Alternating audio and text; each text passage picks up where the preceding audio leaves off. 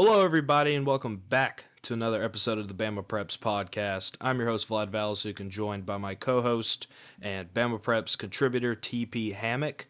It's been a while. I think September 25th, episode 14 was the last time we recorded one of these podcasts, which seems like Well, an age ago now, TP. we actually, behind the scenes, we actually had an episode recorded, and it's still out there in the void of the internet.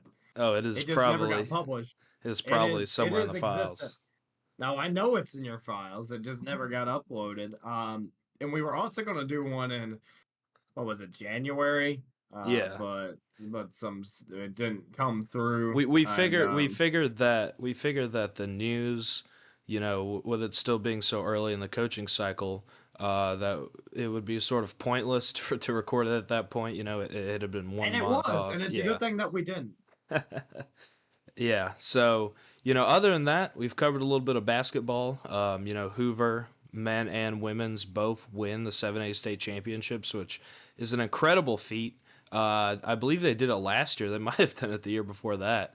Top notch basketball programs there for both men and women for Hoover. So congratulations to them for winning the 7A state championship. We've done a little bit of baseball as well.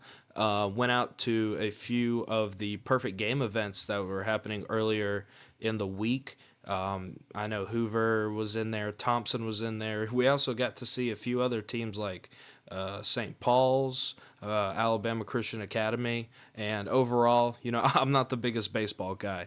I'm a fan of baseball, but when it comes to high school, I don't think I have much of as much knowledge on it as I would for even basketball or football. But other than that, we've just been sitting here, sitting back, me and TP, and observing the coaching news that has happened. And we've had some big offseason news besides that. And I want to kick this podcast off talking about one of the more recent coaching events that happened, and that's Kirk Johnson to Benjamin Russell. TP, this is a huge move, for a BR program that's been sputtering a little bit these past few years, and they get a guy who is not only a proven winner, but a proven not loser, if that makes any sense. In Kirk Johnson, 55-2 is his record in 4 years at Montgomery Catholic High School there in Montgomery. I mean, the guy just knows how to win. Will that translate over into what is going to be a very tough region in Class 6A, with Helena being in there, with Pelham still being in there, with Spain Park being in there? What is the outlook for Kirk Johnson and his Ben Russell Wildcats here in year one? Well, a couple of things. First off, let me just say how good it feels to talk about high school football right now, even though we're 5 months away, even though it's painful to say we're We still we've been 5 months itching. out. We've been itching to We've been talk a little bit.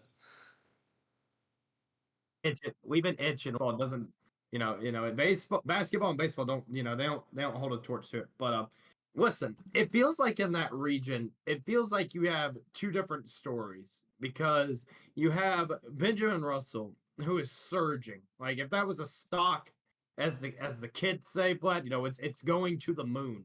Like the Benjamin Russell stock is soaring, and there's going to be some people that are going to be mad whenever I say this.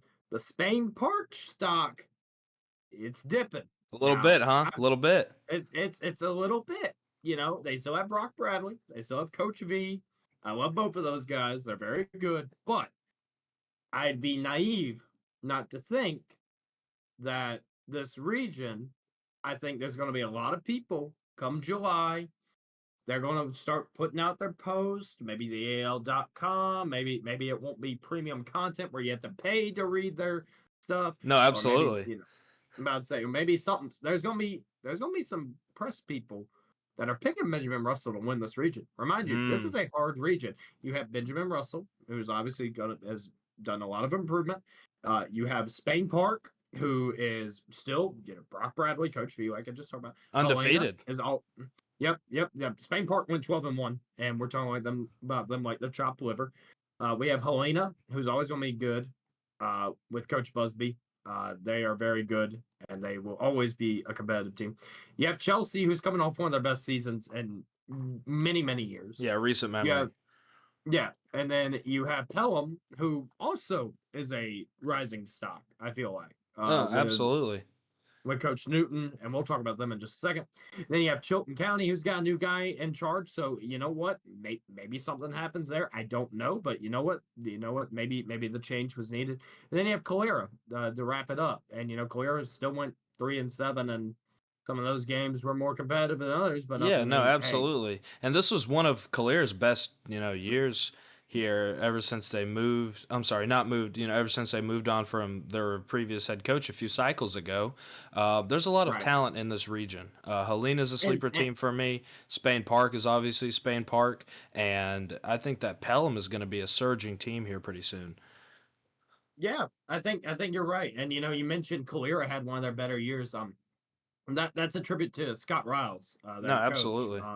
He won 8 games at Baldwin County, and if you ask anyone in the Mobile area, that is about as impossible as it can become. And he did that, and 2 years later they let him go. A lot of people were against that move. I personally thought that was a very strange move by Baldwin County. And Calera got a good coach, and they were competitive in a lot of those games. And this is a winner. He was at Elba for 9 years and went 70-35. He was at Laverne for 5 years, and he was 47-15. So that's a good coach right there. That could be your Chelsea next year, a team that they're not going to win a title, but if a 6-win season, they're going to be happy. And I think I could see that from them. No, absolutely. And not to get too off track here, but, just trying to emphasize how good of a region that Ben Russell has, been in. And I think, looking at the talent coming in with King Prayar and BJ Bedgood, two of Kirk Johnson's guys from Montgomery Catholic, now moving over to BR, I think this sets them up very well. It sets them up with a quarterback, a true number one receiver, which Bedgood can be, and we can't forget about the talent that is already in house at Benjamin Russell. Sadarian Morgan, the top player in the state of Alabama, one of the top wide receivers in the country, is still here, and now he gets to benefit from having one of the coaches with the greatest winning percentages in Alabama high school history, leading them on into the year 2025. Like you said, I am very high on this stock of Ben Russell. And expectation wise, what you were saying with these pundits, not only are these guys going to be a pick to win the region, they're going to be a pick to make a very deep run here in these state playoffs for Class 6A. And, that is not something that we would have been saying a few months ago if we would have had, released those podcasts. So very high on Ben Russell, but I do want to touch a little bit on the school that he's leaving, Montgomery Catholic. This is going to be a tough job for those guys to get back and win the 5A state title. You got to remember, these guys were state champions a few months ago. And that just shows you how quickly the clock will reset in, Alabama high school football. It could be 1 month you're celebrating a state championship, and the other month you've got to find a new head coach, and you've got to find a way to replace a quarterback and some of these playmakers that are going to be moving on, either graduating or transferring, following coaches, whatever it may be. They're put in a very, very tough spot right now. They go out, they get Pike Road's offensive coordinator, Jonathan Chandler. And how do you rate this hire, TP? I've heard nothing but good things from the guys so far. But how do you rate this hire, and what is the outlook for Montgomery Catholic heading into 2025? Well, talking with the coaches in the Montgomery area, it's no question the guy is respected by his peers. There's a lot of people in the coaching ranks, head coaches, assistant coaches, that have told me personally, this is a good coach. This is a very good coach. It was only a matter of time before he got a head coaching job. And he got one of the best jobs in the state. I mean, whenever you think about it, this is a team that's on a 29-game winning streak. Yes. Whenever they last lost for reference, was in the November of 2022. Now, Vlad, were you playing whenever they last lost? I was. I was. That would Can have you been my senior year. exactly? So Vlad was playing the last time this team lost a game, and they haven't lost a regular season game since 2020 against Montgomery Academy, and that's been a very very long time Making me ago. feel like an And old man, TP. oh well, get used to it. All right. It doesn't feel good, but no, this is a really good job, and this is a really good coach. It's not a splashy hire. but it No. was never going to be a splashy And how hire. could it be after what you lost? I mean, you'd have to go out and get Mark Freeman himself if you wanted to make a splash hire, after the departure of Kirk Johnson. So I think they did a good enough job, you know, replacing Kirk, and the jury's going to be out for a few years because I don't think state title needs to be in our expectations with year one of Jonathan Chandler as head coach. No. They've got a lot of rebuilding to do. He's got to get his own system in there, and if you were following Twitter at all over the months after Kirk Johnson left Montgomery Catholic, you'll know there's not many coaches left there right now. Some went to Prattville, Mhm. some went to Ben Russell. They've scattered around a little bit, and Chandler's gonna have to start fresh, putting a staff together. So my expectation for Montgomery Catholic, we'll get into our favorites a little bit later for all classifications, but I don't think state championship in year one, especially what some of these other 5A teams are doing right now, needs to be an expectation for those guys. So we'll leave it at that for the Well, moment. well, What you you got? mentioned I don't know, you mentioned building a staff, and Jonathan Chandler already did a good job of getting one piece. Defensive coordinator from Auburn. He got Patrick Plott Yeah, to be his DC, and a lot of people at Auburn told me they loved that guy. They would jump into a foxhole for that guy. They love Patrick Plott. Coach Plott is a very well respected coach. He did a really good job at Carroll. He's done a good job as a head coach at Carroll. And he's done a good job at a lot of really good schools. He's yeah. been You coached saw what he there. did with that Auburn defense this year. They were Yeah, that was exemplary. it. That was his stuff. So you know what? That's about as good as a DC as you could have gotten in the state. So Jonathan Taylor Chandler already starting off well, but Vlad, we can't talk about. He must believe in his guys because they changed around the schedule just a hair. No longer going to play Saraland, but instead they was like, you know what? We're not going to play Saraland, but instead the last week of the season, give us Vestavia Oh Hills, and man, they're going to Vestavia to end the yeah. season. You know what? I liked that. Would I have made that move? No, because I guess I'm scared. But you know And what? well, But that's a long scared that's a money, scared money don't make no money. there you So go. Yeah, and we've seen this become a trend recently with, these schools playing up to competition. It's hard to find a game if you're one of the top teams in Class 7A. Thompson's going through it right now. Every time I've spoken to Coach Freeman, I've asked him, when's the schedule coming? When's the schedule coming? And that's typical for a team, like Thompson, to where nobody really wants to play you. And if you play down too low, it's low hanging fruit. You're going to win, and you have to strike a balance of, not playing the IMG Avengers, but also, not playing, RC Hatch or Brindley Mountain. Shout out to those schools. So, yeah, you, you getting know, mentioned. but yeah, anyways, you got to strike a balance, and, Catholic obviously wants to play up. It's not going to affect them playoff wise. It's not going to affect them region wise. So why wouldn't you play a game like that? And TP, that is also a long time away. Week 10 of the 2025 season is going to be happening like 8 or 9 months from now. And That doesn't make me feel good either. no. Uh, And the jury, like I said, is out on Chandler in this first year here at Montgomery Catholic. What does that team look like heading into week 10? Are they sitting at 9-0, or are they sitting at 6-3? Are they sitting at 4-5? We just don't know. That's big right now. I trust in Coach Plott. I trust in Coach Chandler, though. I wish them all the best for the upcoming season. But one of the biggest unknown entities is the 5A state champs that haven't lost a game in damn near 3 years, 2 years, whatever it may be. it's it's not usual. I'll put it that way. But we're going to quickly touch on some of the other coaching changes that have taken place. A big one, Bobby Carr, after getting his first taste of AHSA coaching at Carver, heads to Prattville. That's a big hire for those guys over there in Prattville. Lions are going to be looking much improved. Bobby's going to do what he can to get that roster good and ready to compete in the most treacherous region in all of high school football. That Region 3 with Thompson, with Hoover, with Vestavia, with Hewitt, and he's going to be stepping into the fire there. But don't tell me Bobby Carr doesn't know that. He knows that there's going to be a challenge ahead of him, and I believe he is a man who is ready to take those challenges on.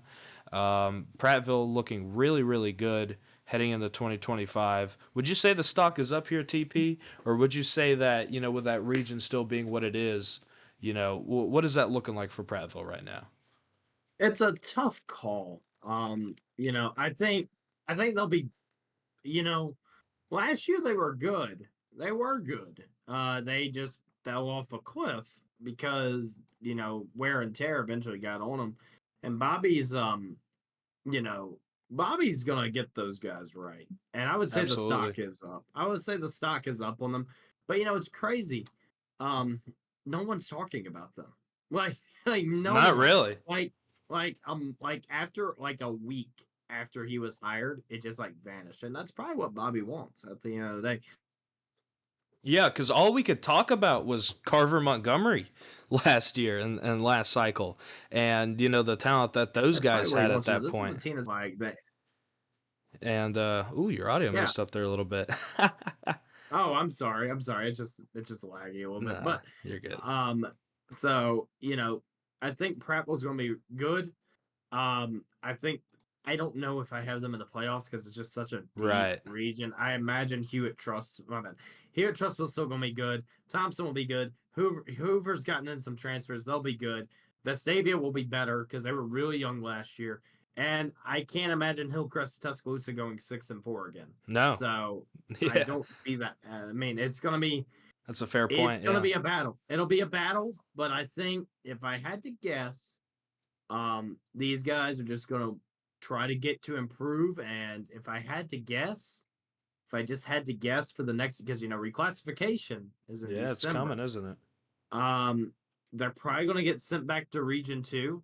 So just survive, get out of there. Region Two is not much more fun, but it's in a sense There's a lot getting the more four parity seed. there. Yeah, getting the 4 seed in Region Two feels more. I hate to say this, it feels more possible than it does like in Region Three. By the end of the season, you're either as tough as nails, or you're like an old beat up car because of Y- just how much wear and tear it is. Yeah, So no kidding. I I think these guys will. I think they'll make their way back to Region Two. It wouldn't surprise me if any of these schools. I gotta check the numbers, but I imagine probably one of these 7A schools might drop down. Maybe Jag. I'm not sure. But we'll see. That's what I think. Gotcha. Yeah, big move for Prattville. Moving on, Juan Johnson, after 1 year as a head coach at Baker High School, moves up north to James Clemens. Could he be the one that breaks the curse of Region 4 teams not winning playoff games, not getting out of the first round? I think it's very possible. Tough to say right now with James Clemens. We'll see how they look like after spring, who some of the top talent is there. Ross Newton moves over to Pelham. Former longtime Gus Malzahn assistant. He was, a major part of that Auburn staff and that UCF staff. Also spent time at Thompson High School with their special teams coordinator. He was actually my special teams coordinator for a few years.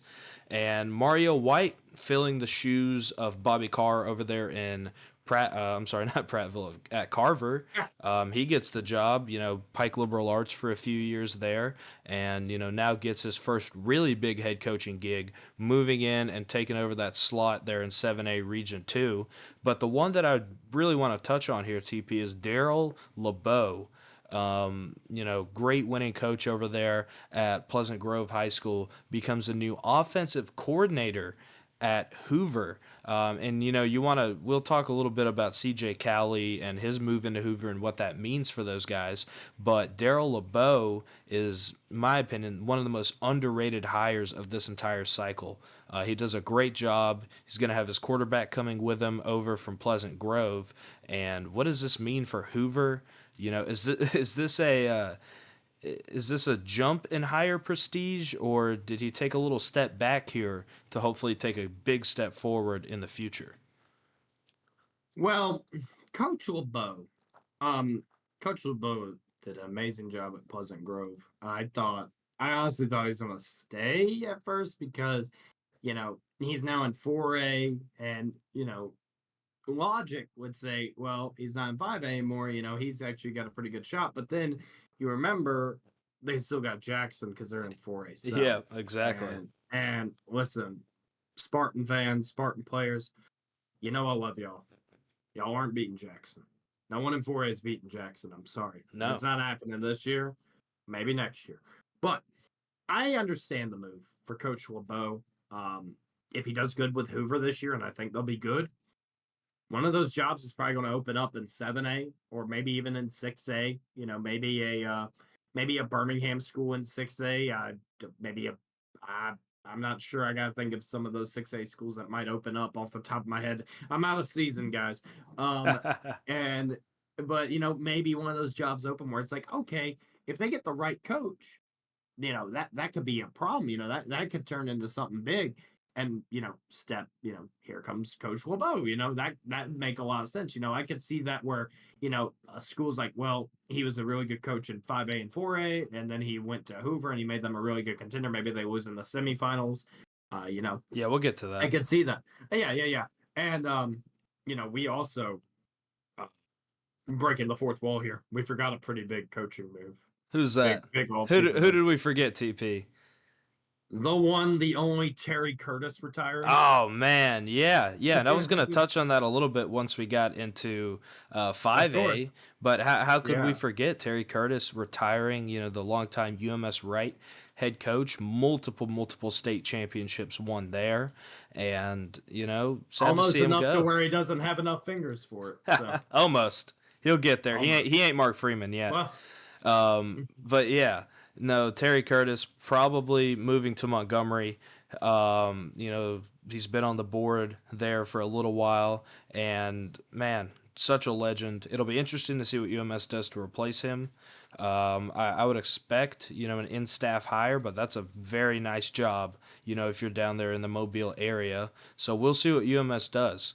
But back to Hoover and Daryl LeBeau here. I think we're going to get into them here a little bit more. Does this make Hoover the top contender in Class 7A? And this is with Phoenix City, Thompson, Auburn, all still being there. But you got to remember who they brought in.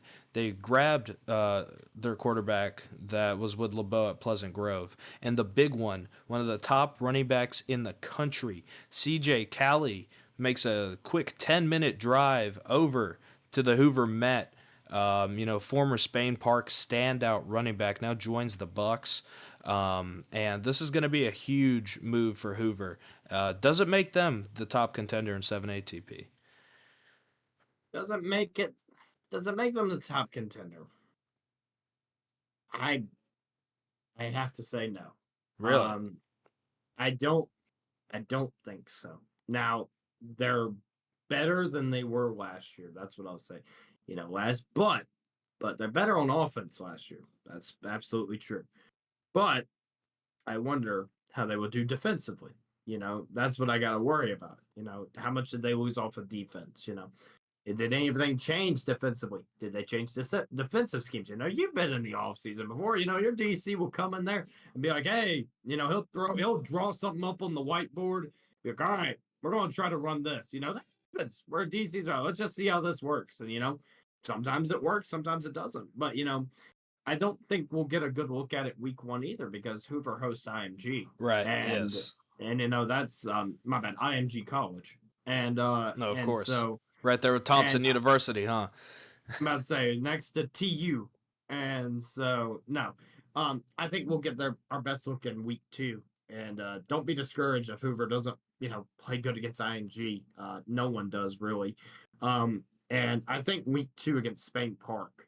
That'll be the big That, one. that We that's their have chance. to be there for that game. That'll be at Spain Park after they lost last year for the first time since Moby Dick was a minnow. Correct. And it was, it was a big deal, and that rode Spain Park to a 12-0 start to the season before they fell to Saraland. So, I still believe in Thompson. I can't keep picking against Thompson because they keep winning. Right. So, I'll go with Thompson, but Hoover's a close second. Yeah, I agree. I think right now Hoover has jumped Phoenix City. I think they've jumped um, Auburn, there's just a lot of losses down there in Region 2 right now, to where you look at, what opens up. And Hoover was on the other side of the bracket with Thompson. There was a real chance of a state title between Thompson and Hoover last year. So if that, if your classifications, playoff standings, if that all that stuff holds, I think you very well could see a Thompson Hoover State Championship game, which would be absolutely packed out since it's still in Birmingham this year. I think that would be a legendary game, and we got to see what the regular season matchup looks like. There's going to be a college like atmosphere for that game. It's going to be played in the Met, and absolutely can't wait to see that. But I agree with you. I don't think this turns Hoover into a contender. I'm sorry, I don't think this turns them into a championship front runner. But I think this gets them very close, and we're going to have to see how the season transpires. We mentioned Hoover. We talked about Thompson a little bit. I still think they're the favorites. I think they're going to be way better offensively this year, which is not really something you could say about a Mark Freeman team here over the past few seasons. It's really been a defensive led football team, and you look at some of the talent that's gone through there with Anquan Fagans and Jared Smith, Jeremiah Alexander, Peter Woods. Ever since really 2020, this has been a defensive football team in my eyes. And now, with Trent Seaborn coming back for yet another season, with Darian Mosley, with Dedrick Kimbrough, with all of the running back move-ins that they've had, I don't know how you can sit here and say they're not going to be the favorites again. They're going to be losing a lot on the defensive side, however. Jared Smith and Anquan Fagans obviously being, the top departures there. You get a lot thinner at defensive line. This Thompson team was a unit that could they had a unit defensively where they could cycle through three groups of four pass rushers and be just fine. They're not going to have that same depth defensively that they did last year, but I still don't think it's going to be a problem for them. Thompson's still my front runner. You've got Central and Auburn still hanging around there. My stock is down on them a little bit since I guess we're playing stocks now, but my stock on them is down a little bit. Hoover losing Omar Mabson, losing some of the playmakers that they had offensively. And then you look at Phoenix City, losing your starting quarterback, Andrew Alford, losing Darian Mosley, losing Tristan Williams, their running back. And they're going to have to find a way to replace all of those guys. I think Hoover and Thompson right now are doing a better job of just straight up having talent there and at the ready. And we could be halfway through the season and this Phoenix City team or this Auburn team is undefeated and looks really good, but we're not at that point yet. Those are really the only contenders that I have, at least for 7A. TP, you can chime in here if you have another one, but it's been the same. It's been the same every year since pretty much 2019. Since that Hewitt Trustful team, sort of took a little decline in talent, losing Paul Tyson, Javarius Johnson, Deslan Worsham, all those guys, there hasn't really been another true contender in 7A that could give any of these top four a run for their money. TP, do you have anyone else in Class 7A? No. It's gonna be honest to God, it's probably just gonna be Auburn, Hoover. I'm not putting this in any order. Auburn, Hoover, Thompson, and Central Phoenix City. I thought Opelika could be the one to make their way through, but they lost in triple overtime at the Met last year, and Yes. they had a lot of seniors. That was a really senior heavy team. I don't expect them to be that type of team this year. Um, I don't know what to expect from Opelika. I know they lost a lot, and they open up hosting Benjamin Russell. So better get your lunch pail ready for that one. Oh But yeah, boy. Yeah, that will be a good I'd one. I don't see really much of a contender in this outside of those four, though. Don't see it. Yeah, You could ask me absolutely. this question in August, and I would have the same answer. That's right. Yeah, we'll jump down to 6A now. A classification that's gone through a lot of change, a lot of risers, a lot of followers. And, right now the state championship game was Parker and Saraland. Who knows if those are going to be the two teams that square off in Birmingham again this year.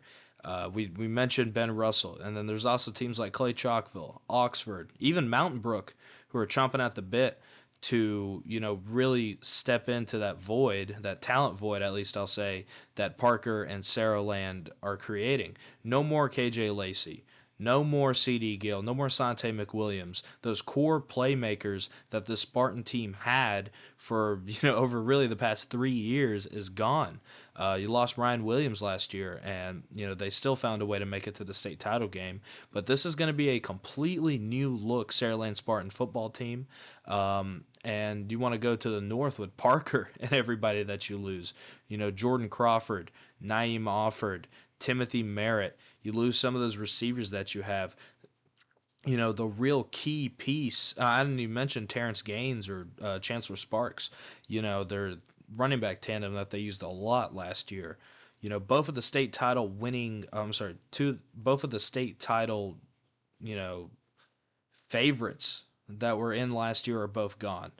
Not gone completely, but have a lot of talent to replace. Is it possible for a team like Ben Russell or Pike Road maybe to take the next step here, TP? What is your outlook, for Class 6A right now? Well, it's a good point. Uh, yeah, I think you would have to ask yourself. Benjamin Russell's probably the happiest team ever to be in. They could be, to be in the South, honestly, because I think I think the South is a little, I think it has a little bit more play with it. I think you can bend it a little bit more, which is weird to say considering Sarah Land's been running that for the last couple of years. But I don't know. I think I think we could see that. Don't be Yeah, and, surprised and about Pike there's Road. They still got Carson Myers, right. and he can still spin it. He can spin that rock. He's only getting better. Pike Road's still gonna be good. They just have a very hard schedule. They just gotta, we talked about, in the regular season, they kind of like, yeah, roller coaster. Don't really know what to expect. Then whenever the Yeah, playoffs rolled around, boom, it was different. That was a different team. So, I think we could see that. Don't be surprised if in the quarterfinals, the semifinals, we find a way to have Pike Road versus my bad, Pike Road versus Benjamin Russell. yeah, and wouldn't that be something else? Uh, I'm of the belief that 6A is wide open this year. I really am. I'm sure you feel the same. I think that there's going to be, the level of competition has been brought back down to a level where you could have 5 to 7 teams realistically competing come playoff time, because you just don't know. I think that happened in 5A when it got reshuffled here this past season, and you saw Montgomery Catholic step up, no problem, into that slot, and you saw Moody, the upstart there with Coach Gaines, finally reach the levels that they've been really thinking about in the town of Moody ever since they founded that football program. So I think 6A will have a similar, ending to it. I think we're going to see two new teams in the state championship game. Just who are those guys going to be? And I mentioned to you a little bit earlier about Mountain Brook and how, they had a lot of young guys in that team this year. And, Brad Easley, Chris Yeager, that whole staff pretty much returns. They're a pretty tight knit group. I'm looking at Mountain Brook as well to be a contender there in 6A. Speaking of the championship void that we had in 5A, we'll jump down to 5A. Who are the new contenders going to be? Can Catholic return to form? We mentioned them earlier. Moody, how are they looking? They lost a few key pieces, including starting quarterback Charlie Johnston. What does Moody look like with a new guy under center? And who are some of the other teams that can contend? I think the South was very, very packed last year with Viger and Central Clay being there. Um, some teams are rising there, some teams are falling, and who is realistically coming out of the North besides Moody? I thought that was one of the weaker, you know, sides of the map last year. There wasn't really much. You had Scottsboro, Fairview, and Corner be your other region champions other than Moody. Realistically, I don't see any team beating those guys. What's your 5A outlook, TP? Who are some of your favorites, and who are some of these teams that you want to bring up? Well, I'll start with the North. Um, I think it will be Moody. It'll probably be Moody. It'll probably boil down, honest to God. This is going to be a boring answer, but it's honestly how I feel. It's probably going to boil down to either Moody, Ramsey, or Leeds. Oh boy, where have you heard The that one before? I'd say call In the other news, the sky is blue. Right. But no, it just those are the three best teams, guys. They are, and that's just kind of how it's been. Now, 5A South is where it gets, you take, where the sky is blue and you just throw a bunch of, you just throw a bunch of dice and see who lands on what. Right. So you still, you still got Andalusia, you still got Viger, you still have Central Clay, you have Marbury, you have, oh God, I blanked because I mentioned Marbury, but You had to get it in I there, had to didn't get you? I had to get my Marbury in. But if I was to pick a team, if you're like, well, TP, who's one team that no one's really talking about that you think might get it? And this program always wins in November, which is the most important time. They always schedule higher teams, and they've been good for many years. Eufaula. Mm. Eufaula always finds a way. Whenever it comes playoff time, they switch into another year. Last year, they didn't have their best year. They would tell you that straight up. They had a lot of things going on outside the program. A lot of people were telling us, there was a lot going on down in Eufaula. It's a tight knit group. I don't know if you've ever been down there. It's a really nice city. Can't Got a say I cool have. lake. It's really pretty. Isn't it Um, right over there by the Georgia border? oh yeah, you ride that bridge into Georgia, and it wasn't their best season, but they still made it to the playoffs and they won. They won a game in the playoffs. They beat Beauregard, and Beauregard had a pretty good season last year. It got Oh a little, yeah, it no was a little doubt. up and down, but they were still not a bad team. So Eufaula is a team in 5A South that I could see, with Catholic, a little fluctuating. Andalusia didn't have their best year last year either. Um, they could be the one to take the throne in that region too. So that would be my little dark horse right there. Them and the Marlbury Bulldogs. They would also Oh be my up there goodness, as well. man. All right, all right, all right. No, no, no, no, no. We're gonna cross this bridge right now. TP Hammock has an infatuation with the Marbury Bulldogs that I just can't simply understand. Whenever we It's not do just me. helmet graphics, There's another gentleman that also. yes, Yep. shout out Jacob there at Southern Charm Sports. But yeah, dude, Marbury will win. Let me put my Nostradamus hat on. They're gonna win 3 games this year, I believe. But other than that, in Class 5A, Viger just fired John McKenzie, who's Again. we don't even know who their head coach is going to be yet. Williamson looks primed to take that region right now, especially with UMS Wright and Citronelle losing a lot of senior talent. Williamson looks like they're going to be Region 1 champs. Tell that to somebody a few years ago. But other than that, the South is very, very weak. And I wouldn't be surprised if a team like Central Clay, Eufaula, or Williamson takes a step up and competes for a 5A state title. And as we mentioned on the other side of the bracket, there's not much in the North outside of Moody. Ramsey had a down year. You had Leeds have a little bit more of a down year. I never truly saw Leeds as a state champion last year. And then you look up in the North and just ask what is going on. Fairview and Scottsboro, your region champs. Can Gunnersville take another step up? They were a team a few years ago that was playing Ramsey to get into the state title game, and they had a mid-round loss there in the playoffs. So 5A is looking very, very interesting, and with a coaching void there at Catholic, we'll see how they look. Now, I do want to run down the other classifications 4A through 1A real quick, and I think 4A is going to be pretty easy, TP. Yeah, about to say Um, this might be the quickest one we have. the St. Michael Cardinals. Do they stand a chance against Jackson? I would say those are your top two, and they're both coming out of Region 1 down there in the South. Um, yeah. I mean, St. Michael definitely has the best shot, it feels like, in the South. Because Hanley, Larry Strain retired. That's another one we missed. Right. Larry Strain retired. Heck of a career. Going to be hard to replace. Pleasant Grove lost Coach LeBeau. Um, 4A South is not very good outside of Jackson. And I mean that. I Right. mean that with my soul. It's not very good. Region 2 is terrible. Region 3 is weird. And Region 4 is ran by two teams. And then you just have Jackson and St. Michael and then just bleh. Right. Now I think Mobile Christian will be better. I don't think they'll be 3-7. But I don't think they'll be that much better to beat St. Michael and or Jackson. So it'll boil down probably to those two playing in the semifinal and probably Jackson winning and somebody out of the North happily going to play Jackson and getting go runner up trophy.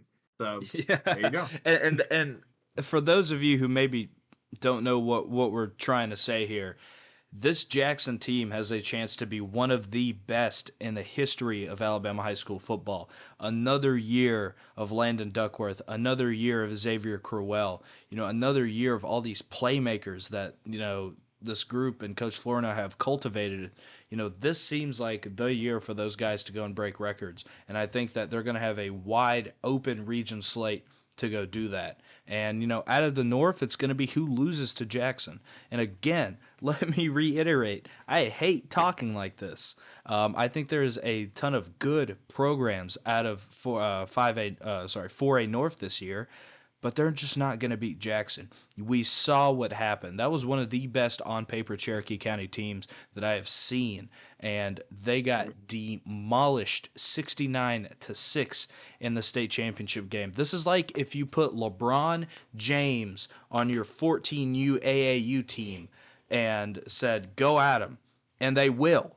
The Jackson Aggies will go at them out of anybody who comes out of the North. It probably will be Cherokee County again. They have a very good program, and very similar to Coach LeBeau in Pleasant Grove, making the state title game 3 years in a row and losing all 3 years. I think a very similar thing can happen for this Jackson Aggie football team and Cherokee County. Other than that, TP, there's not really much to tap on with 4A. I think we should move down to 3A where it does get a tad bit more interesting. Um, when we put out our way too early predictions, there was a lot of teams to consider in 3A because your team out of the South, Houston Academy, is not going to be there in the same level in which they were previously. HA, who lost that region to Montgomery Academy, had a great quarterback, had a really good receiver core, and all of them are seniors. So that leads a little bit of a void. You've got T.R. Miller and Bayside coming out of Mobile. Montgomery Academy's still there. Thomasville had a good year. Southside Selma, who made it to the semifinals, a team that was very battle tested, and one of the most surprising stories that come out of the 2024 playoffs. They're going to be losing a little bit of talent as well. And then you look into the north, you've still got Piedmont. You've still got Morris Hill, Fife, Sylvania, Geraldine. You've got so many heavy hitters coming out of this 3A North. It's really, really hard to dial in on just one team. So, you mentioned who the contenders are going to be. I think there's a good list of 5 to 7, just like 6A, that you can put into this group. But there's no question on who is going to be. It's just which team's it going to be. Who's going to be the team in Birmingham, out of the North? TP, what do you got for your 3A, predictions and projections? Well, I think for the North, it's probably going to boil down to Mars Hill and Piedmont or Fife, one of those three. Yeah, can't Mars forget Hill those is still guys. going to, Daryl Higgins can still coach football, and he can coach it very well. And I think that those will be probably those three teams. But don't be surprised. This team didn't win the region last year. That doesn't happen too much for the people of Gordo. Right. Gordo's a good football program, and they can win. So that's a team that I'd be like, I'd watch out for them. But at the end of the day, the North, you know, the North is so top heavy but the bottom half, like the bottom Oh teams, yeah, it falls off. ooh, ooh, they're bad. Like I'm not gonna name any teams, but you can see the records and you know who I'm talking about. Um, there's some bad teams in that 3A North, and that doesn't matter though, because Mars Hill won the title. Piedmont's won more than I could count. Fife has won more than probably years I've been alive. It feels like, and I'm gonna go with Mars Hill. I think they'll still be very very good. Yeah, they return one of the best running backs in the state.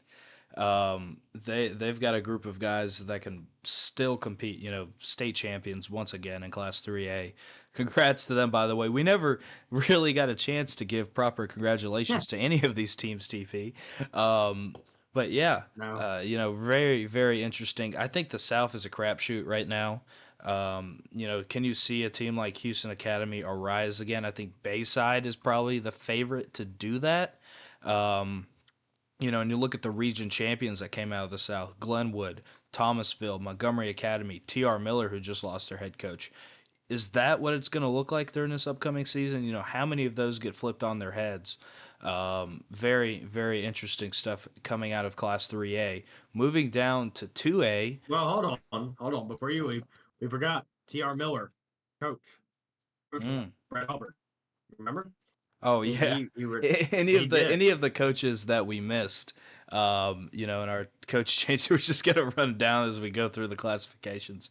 Yeah, Brett Yeah. Hubbard, I believe his name, Yes. retired out of T.R. Miller there. So, they were a very hard hitting football team last year, who eventually I believe they fell to Houston Academy. So Mm-hmm. falling to the team that eventually made it out to Birmingham in the state title game. They had a really good group this year. Could they be one of the teams that arise? It's something to think about with T.R. Miller, but we're gonna have to see who the hire is, and we'll have to go from there. Now moving on to Class 2A, Reeltown beat Tuscaloosa Academy to win the 2A state championship last year. And Reeltown looks really good once again. They've got a quarterback with an absolute of a rocket arm. They'll lose a few playmakers. They had a lot of hard hitting dudes on that defense last year that they're going to be losing. But outside of that, coming out of the South, Highland Home obviously going to take a little bit of a step back. They lost a lot of high end talent that they've had for really the past 5 years. With the Falk brothers and some of the other guys who have come through there. C.J. May. None of those guys are going to be there anymore for Highland Home. We'll have to see what they can do. But outside of that, Cottonwood, Providence Christian, Clark County were really the only other front runners. You know, TP, the South looks a little bit weaker, and then you go up to the north. Tuscaloosa Academy obviously made it through all the way, but you've still got Pisgah, hanging around there. 2A, very interesting this year. TP, who are your front runners? Well, you mentioned Highland Home. They lost C.J. May and uh, J.J. Falk. Um, they also they lost their coach. The coach left. He left. Um, he left. They brought back a former coach that was there from 2017 and 2018, Justin Bragg. Don't know where he went. He led them to a great 13-1 record, and he's not there anymore. I don't know if his contract ran out. I It's don't know if it's he wants to very take another job. that's a very Viger move, isn't it? Well, they'd have to bring him back. Well, first they'd have to fire him, and then they'd have to bring him back and then fire him again. But no, Philip Coggins is their new coach. He was at Billingsley a couple years ago. Go Bears. There you go. And Shout out yeah, Billingsley. yeah, Billingsley Bet shot you up. But bet you no, bet you didn't think you'd hear Billingsley on the podcast. You have now. no, You've also heard but you have Marbury twice, but that's beside the point. now 3 times. But no, I think in class 2A, it still runs through Real Town. Matt Johnson's still the coach. Like you said, they lost some of those guys, but they still have the quarterback. And whenever you're in a classification like 2A, you can afford that. You can afford to lose, some guys, but as long as you still have like a game changer at quarterback, it Yeah. kind of is like the great eraser. It's kind of like Deontay Wilder's right hand. A lot of people called it the great eraser. Deontay Wilder was not the best boxer. He was not. He was not a very good boxer, but he had that right hand that could erase every single flaw in his boxing game. That is the real time quarterback that I can't think the name of right Jamarcus now. Smith. Jamarcus Smith. He is the great eraser for the Rebels this year. I think they will be good. I think they will be the favorites again. I think that it will probably come down now. I think they're the favorites in the South and in the whole classification. Um, I wonder though. Cottonwood had Mm, another great year. yes, they did. Lost to the same team. I wonder how much they lost from graduation. And That's what And I wonder. Cottonwood's an area of the state, where not much media gets out. So, we Mm-hmm. we apologize for the lack of knowledge for some of these schools. But yeah, Cottonwood, what did they go last year? They went, I want to 12 say, and 1. 12 12. and 1. They went 12-1. The only loss being to Reeltown. Um, some say, a little bit weaker there in that Region 2 2A. Providence Christian was their runner up there. And you had Ayrton, Houston County, Geneva County, Abbeville, GW Long, and Sampson. Man, what a Yeah, region. I'm about to say those are some killers in that Oh, region. man, you got some heavy hitters. You got some right hands in there, right? Some Deontay Wilders. Yeah. But yeah, Real they bring back a good running back. They bring back a good quarterback. Obviously, Tay Martin, their all-world athlete that they had for so many years, there is Mhm. leaving. But he's got a ring that he's going to be leaving with. So I don't think Realtown can get too upset. Yeah, and We coming didn't to even the talk about north. the North. No, I was about no, to say, I'm we didn't coming. even I'm talk about coming the to the North. north. TP, jumping the gun a little bit, man. God bless you. Uh, Tuscaloosa Academy's losing some guys. They're going to be losing Preston Lancaster. One of the state record holders now for passing in the AHSAA. Losing a quarterback like that, which really drove a lot of their success here over the previous past 2 years. Who steps in that region? You had Sulligent, who became a really good team. Vincent had a good year. They're in Region 5. Then you go up a little bit and Pisgah is really the one that's sitting there glaring at you going, yeah, this is our time now. Um, the revival of Pisgah and the rivalry that they had with Fife has been a great storyline here in the lower classifications, but could it be their time, to make a state title game? Outside of that, you look at the other region champs being Winston County, Southeastern there in Region 6, which was really interesting. You had a lot of teams there near the top. But Southeastern eventually came out, and we mentioned Tuscaloosa Academy in their Region 5. The North looks a little bit more interesting this year.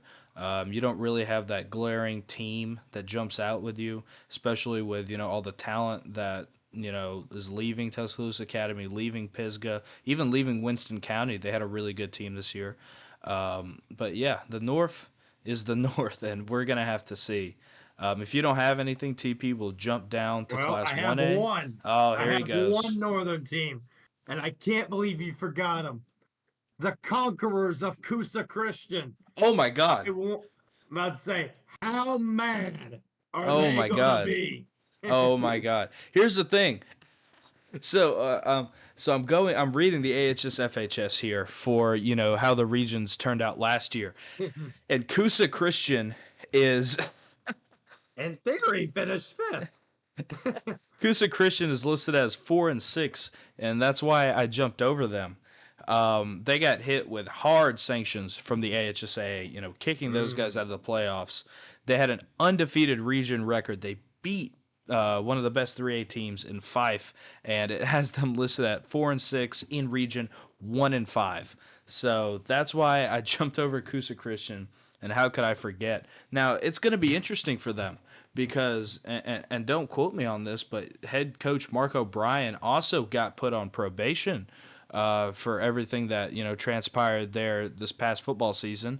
Is he going to be able to coach? Is he going to be able to? Are they going to be able to make the playoffs if he coaches? You've got some questions there. It was a little ambiguous what the AHSA put out, but They were mad. I don't even know if they're gonna be able to be a playoff team if Mark O'Brien's their head coach. And you've also got the gleaming eye of Montgomery, staring down there in Gadsden now. So it's going to be a lot of added pressure for the Conquerors. I can't believe I forgot them. They were going to be our front runners until all that stuff changed last year. Um, Very, very interesting. Does Rush Probst become the head coach for a year? I think that's a real question that we have to be asking now. Who's been at Well, if Kusa you for a did, couple of if you, years? well, if the magnifying glass wasn't on Kusa Christian, if Rush Pro steps in there, don't worry, they'll just have the, that meme. It's a SpongeBob where like Plankton has the telescope. Yes, That'll be yes. the AHSAA on Kusa Christian. If They Rush might have Probst to is set the up a head damn field office out there, right yeah. across the street. They'll just be sitting there taking notes, like it's war or something like that. Just take daily notes on it. You So got war. You got the AP out there. You got the war reporters. they got photographers and everything. Yeah, man. That's and no shade towards Kusa Christian. We don't No. we don't lean one way or another officially on any of the rulings that went down on them, but it's going to be a very interesting year in Gadsden, and we definitely have to get out there and take a look. He always has talent, and that's the main thing with what we do. We don't want to sit here and harp on all the negatives that come, with that side of the business. At the end of the day, they were a pretty young team last year. They had some veteran playmakers and they were able to replace them. They're going to have guys. It's Coosa Christian. That's a program that people want to be at and want to be a part of. With what Probst instituted there when he became, associate head coach and athletic director, and what Coach O'Brien has done. He's done a very, very good job of getting those guys ready to play on Friday night. So with Kusa, we'll have to see, how everything turns out. I'll speak to Coach O'Brien, and hopefully during our next podcast we can have some more clarity on that when we inevitably record it in 5 months or something. But yeah, interesting stuff there. We'll jump down to 1A and then we'll get into our Ask Bama Preps segment. We had some good questions there, but 1A, there is, I don't know how to describe this. There's no more Alvin Henderson. He has graduated and he is going to Auburn. All the best to him, at the next level. But he was really the main story the entire time in 1A. And you look who came out of, eventually the South being Maplesville. They're going to be losing some guys. And your state champions for the first time ever, your Wadley Bulldogs, who had an undefeated season. Jaquez Wilkes comes back for them. And if you don't know about Wadley, the jerseys aren't great, but the football is damn good, TP Hammock. And boy, was it a joy to watch. They came out, and a little bit of a state championship recap here. They came out in the wishbone with one tight end on the line and one receiver split out wide, and they ran the same play to the same player about 90% of the time, and they did not lose a game this year. That's how much of a game changer Jaquez Wilkes is for these guys. And does Wadley, do they even have to change up the strategy at all this year? No. No. Right? Am I crazy here? Here's what you do if you're Wadley. You go to Golden Corral or King Buffet, whatever the nearest buffet is to you. It might be a Chinese buffet, which is damn good. And you get your offensive line in there. You get them all a bunch of cheeseburgers, and you say, "All right, here's your job. Make sure the guy in front of you gets blocked for at least 3 seconds. You let Wilkes get through the gap, and you let him do the rest." That is the easiest game plan you could have. And when you're in 1A, and if you've got a player like him, why would you do anything else? We were sort of asking the same question with Alvin Henderson, but, Elba never made a state championship game. There's just something a little bit different about this Wadley team, TP. Well, Wadley, a couple things. Whenever Wadley played Maplesville in the state championship game, shout out to the AHSFHS. Those guys are awesome. I am one of those guys, so I'm like the meme of Obama giving himself the Medal of Honor. But they, so here's a recap. They have all the recaps.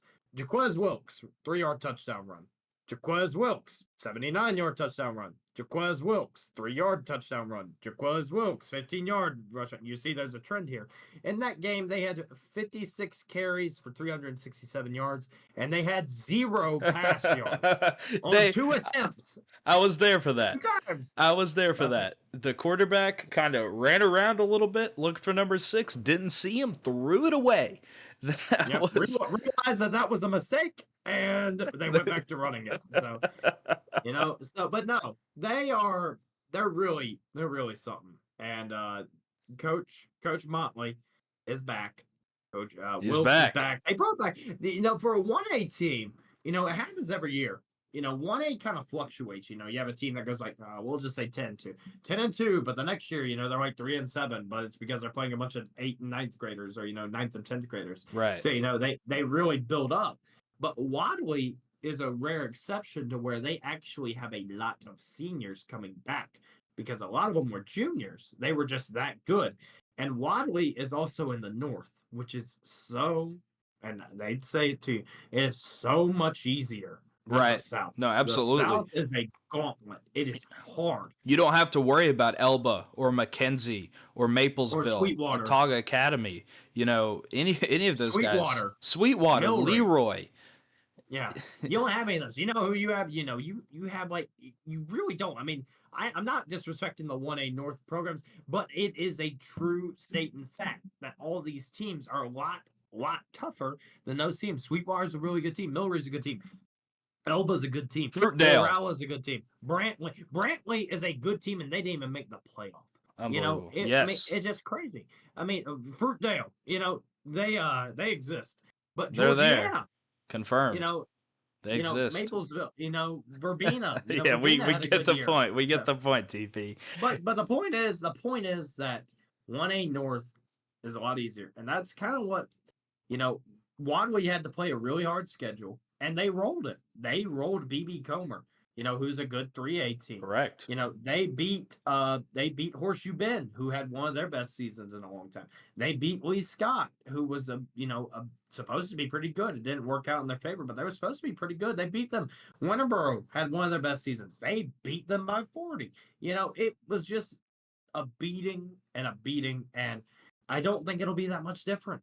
I agree. I don't know if they'll go undefeated, but will they lose to anyone in their classification? I doubt it. I really do. And those are probably the two easiest locks between them and Jackson to repeat as state champs. We spoke about this a little bit earlier in the offseason. Like, looking into the future, looking into the 8-ball, the glass ball that this weird wizard who just broke into my house put on my desk, this crystal ball. That's the word I was looking for.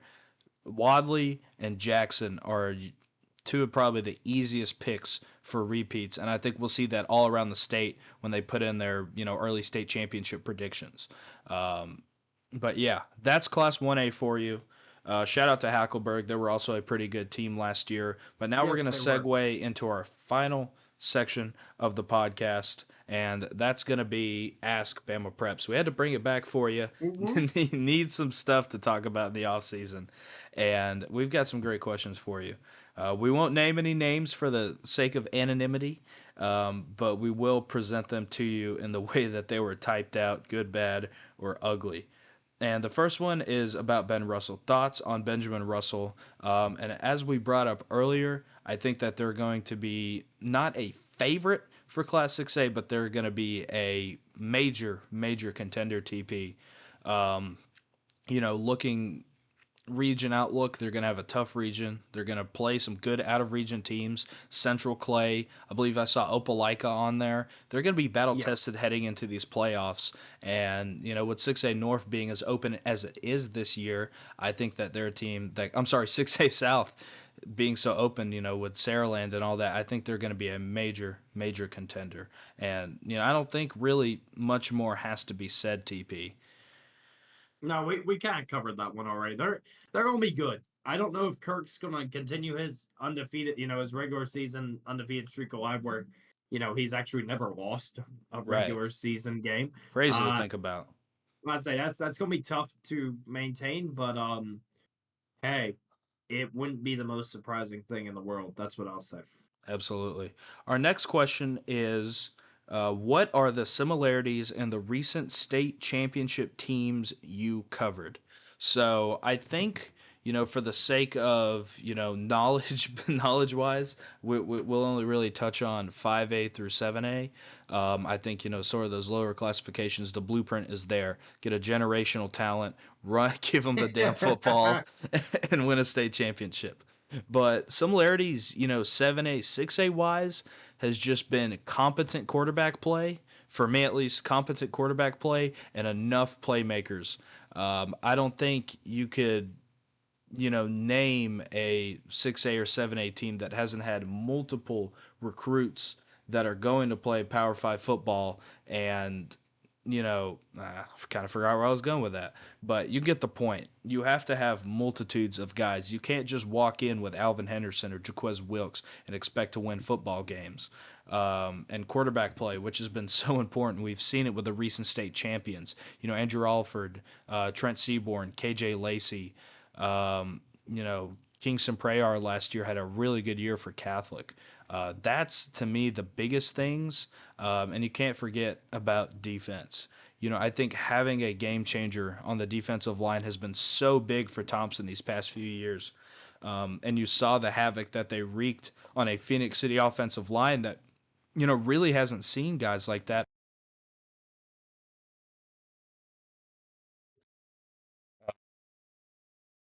a little bit smaller.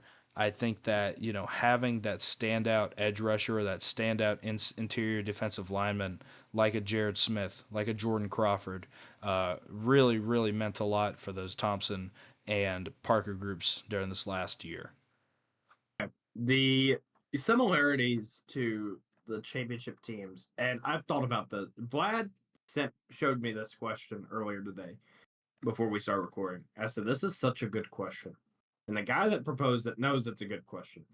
And I thought about it for hours, and I kept coming back to one thing, and it's offensive line play.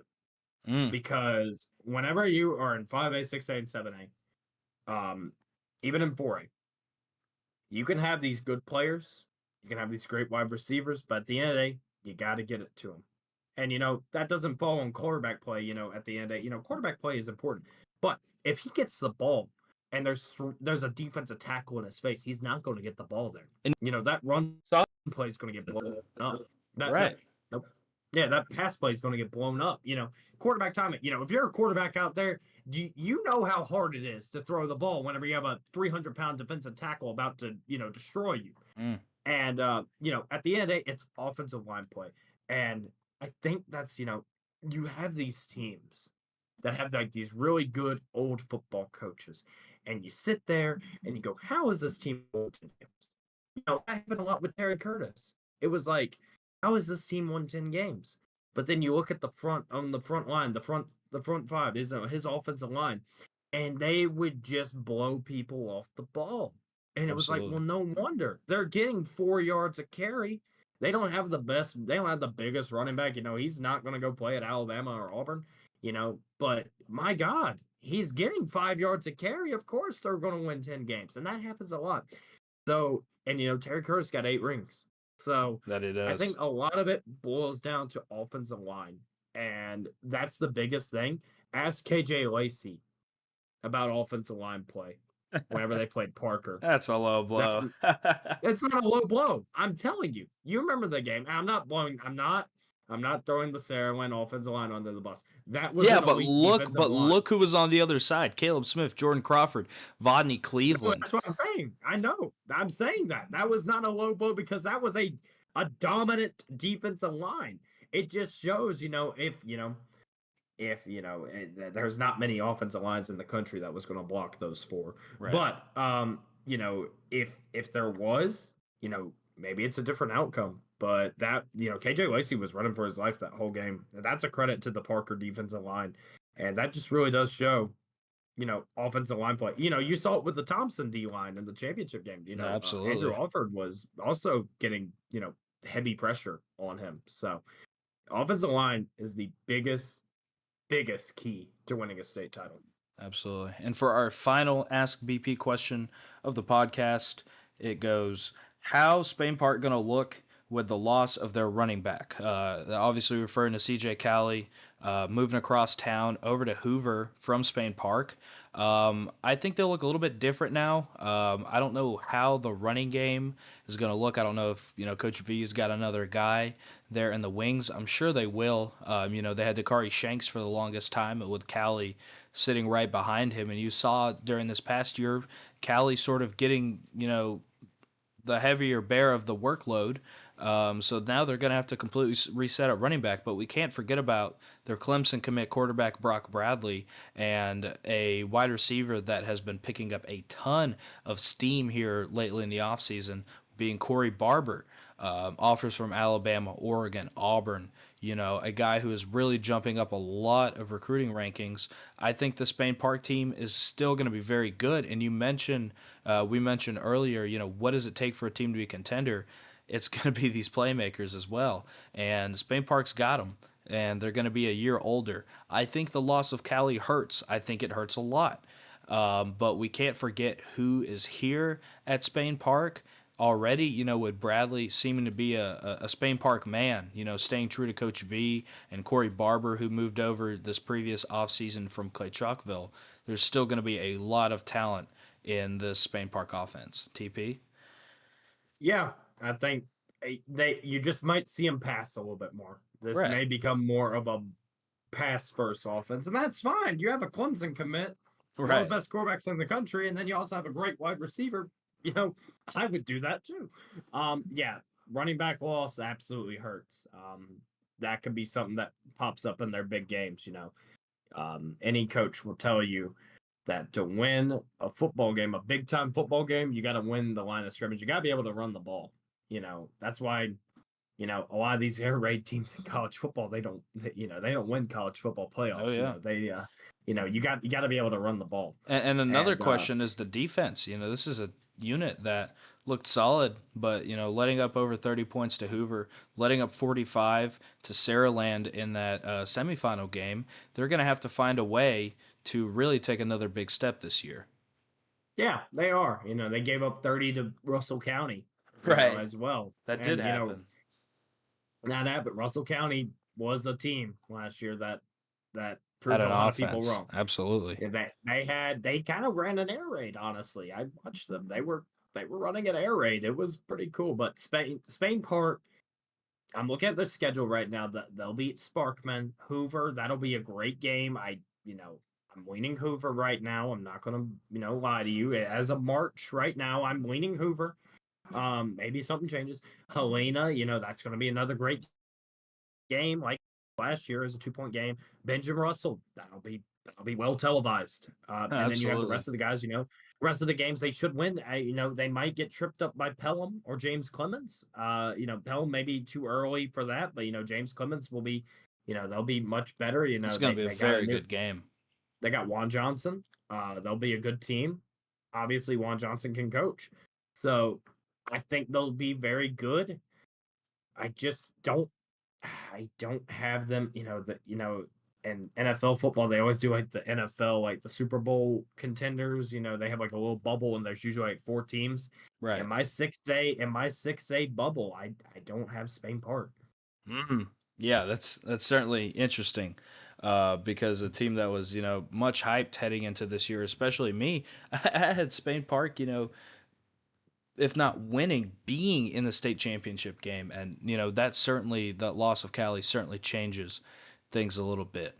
And that's all we got for you on episode 15 of the BP Pod. I'm certainly happy to be back. I know TP is as well, and we You look could tell. forward. We look forward to making a few more off-season episodes. We'll definitely have one after spring training wraps up, and I'm sure we'll have some Mhm. more coaching stuff and some more transfer stuff to talk about there. But TP, any final thoughts? Heading into this 2025 season, we've been chomping at the bit to talk high school football once again. Well, I wanted to tell the people what's been going on in our lives. Vlad's, he's been doing his job. Vlad doesn't just sit there and, sit there and look at transfer portal news all day. He actually has to work, and so do I. And Vlad's been going through it. We wanted to record this a couple months ago. It didn't go through, and I'm happy that we didn't because we had a lot of news come through. We're going to be recording more.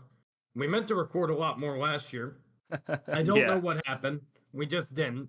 Um, I got hurt at work, and I got hurt at work, and I was out for a while. I got put on the he IR, did. He and did. I was on IR, but then I was back. I'm fine now. But Vlad's doing well now. We're both doing well. It's gonna be a good off season. There's no such Absolutely. I'm one that believes, there is no such thing as a good off season because a good, if it was a good off season, then I'd have football. But it's gonna be a good off season. We're gonna record more. I think we'll have some more laid back, podcasts. We'll probably have some spring training stuff coming up, or we might have some more stuff. But there's a lot going on, and these guys are starting to get ready.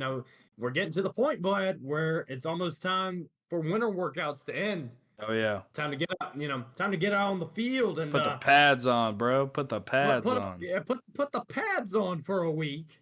And maybe I haven't seen any news about any spring games yet. I'm not sure if you know any yet. I don't know if those have been worked out or announced. I know usually, like I know Thompson played Daphne last year, if I remember correctly. Correct. Yeah. And And we'll Clay just have to see. we'll just have to see. We'll talk about that. Those will probably be announced on our next recording, or it may be the season by then. So who knows? So, but I hope I hope not. But yes, a very good recording. Yes. Absolutely. And, hopefully you guys are glad that we're doing this a little bit more now. But, anyways, thank you so much for listening. I'm sure we'll have a few clips out, to preview the podcast a little bit. But yeah, we're here, 2025. It is time to flip gears. Spring is coming soon. And hopefully I'll get TP to stop talking about Marbury. Anyways, thank you so much for listening, and we'll see you in the next one.